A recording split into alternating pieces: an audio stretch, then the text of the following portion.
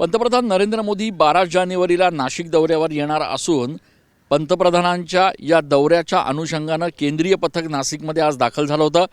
केंद्रीय पथकानं नाशिकमध्ये ज्या ठिकाणी नरेंद्र मोदी यांची संभाव्य सभा होऊ शकते त्या 2 ते 3 ठिकाणांची पाहणी केली। केंद्रीय पथकासोबत नाशिक महानगरपालिकेचे अधिकारी देखील या ठिकाणी उपस्थित होते।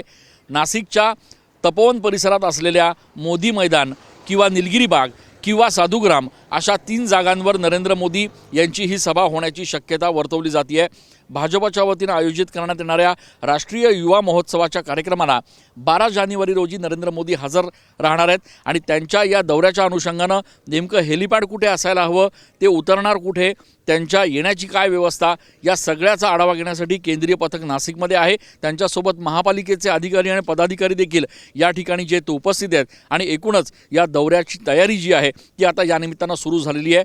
पंतप्रधानांच्या नाशिकच्या या 12 जानेवारी रोजीच्या दौऱ्यामुळे राजकीय वातावरण देखील निश्चितपणे ढवळून निघेल हे देखील निश्चित।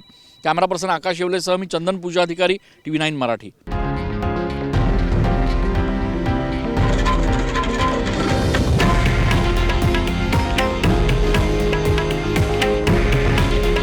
हे आहे देशातील नंबर 1 न्यूज नेटवर्क आणि आपण पाहत आहात TV9 मराठी।